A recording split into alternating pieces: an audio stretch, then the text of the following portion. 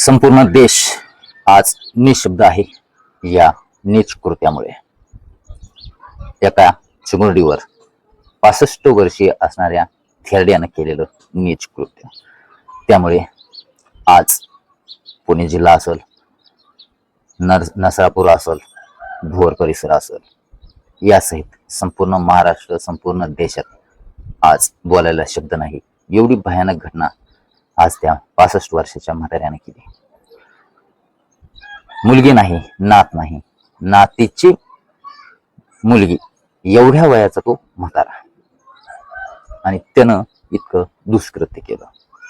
अत्यंत अंगावर शहारे उभे राहतात अशा घटना समोर आल्यानंतर, पाहिल्यानंतर। इथून मागे देखील अशा कित्येक घटना घडल्या, परंतु ही गुन्हेगारी कुठे कमी होताना दिसून येत नाही। तर पुणे जिल्ह्यात घडलेली ही नसरापूर येथील ही घटना किती अमानवीय आहे हे आपल्याला कालपासून पाहायला मिळालं। परंतु याच घटनेत आता सर्वात मोठी अपडेट्स समोर आली आरोपीबाबत। या प्रकरणातील आरोपी जो आहे तो आहे भीमराव कांबळे। आरोपी भीमराव कांबळे याच्या बाबत आताच्या क्षणाची या घटनेतील सर्वात मोठा खुलासा झालेला आहे। भीमराव कांबळे हा ज्या गावात राहायचा, त्या गावातील लोकांनी त्याला गावाच्या बाहेर राहण्यासाठी व्यवस्था केली होती, कारण त्याची पार्श्वभूमी ही गुन्हेगारी उघड झालेली आहे। आणि त्याच्या या पार्श्वभूमीमध्ये विलयभंग, पोक्सो कायद्याअंतर्गत अनेक गुन्हे त्याच्यावर दाखल आहेत, त्याच्यावर खटला चालू आहे। तरी तो बाहेर कसा, हा प्रश्न सध्या उपस्थित झाला आहे।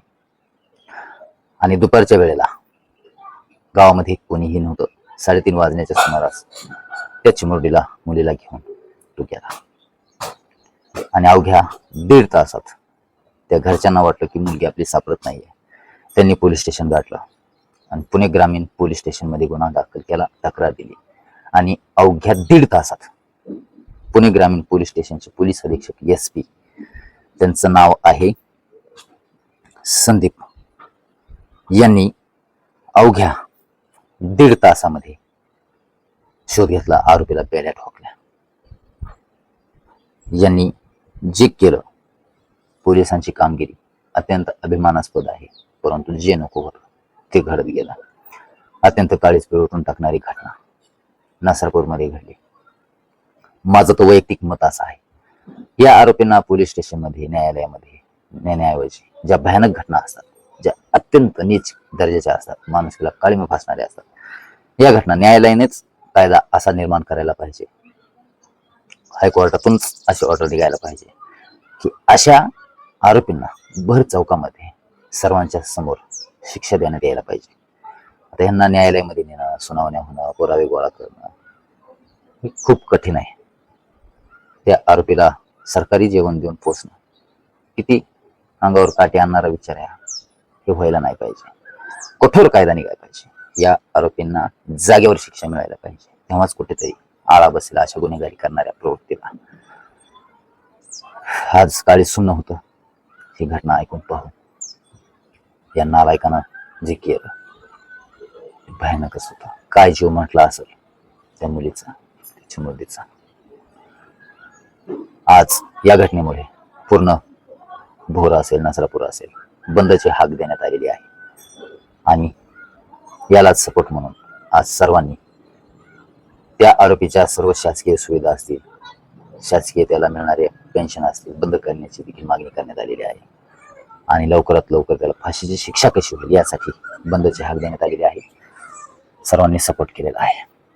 आणि या आरोपीला फाशी जेवढी होईल तेवढी कडक फाशी, कडक शिक्षा ही मिळायलाच पाहिजे। आणि त्याच मुलीला न्याय हा मिळायलाच पाहिजे। सर्वात मोठा खुलासा तो म्हणजे आरोपीबाबत झालेला आहे, त्याची पार्श्वभूमी गुन्हेगारीचीच निघाली। आपल्याला काय वाटतं नसरापूर या प्रकरणाबद्दल? त्याच्या मुलीला न्याय कोणत्या पद्धतीने मिळायला पाहिजे आणि कसा मिळायला पाहिजे? नागरिकांच्या हवाली करायला पाहिजे का आरोपीला? कमेंट बॉक्समध्ये कळवा। MMG न्यूज मराठी चॅनलला सबस्क्राईब करा, बेल आयकॉन प्रेस करा। भेटूया पुढील व्हिडिओमध्ये। धन्यवाद। भावपूर्ण श्रद्धांजली त्या निष्पाप जीवाला।